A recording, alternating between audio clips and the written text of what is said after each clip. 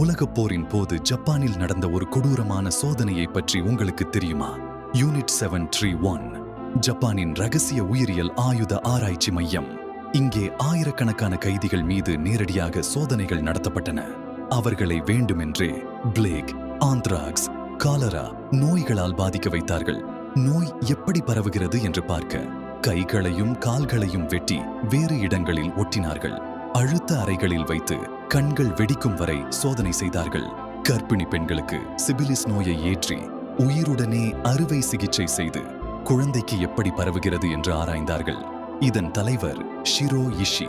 போர் முடிந்த பிறகு அமெரிக்கா அவருக்கு முழு பாதுகாப்பு அளித்தது. ஆராய்ச்சி தகவல்களுக்கு ஈடாக இந்த கொடூரமான போர் குற்றத்துக்காக எந்த ஜப்பானியரும் தண்டிக்கப்படவில்லை.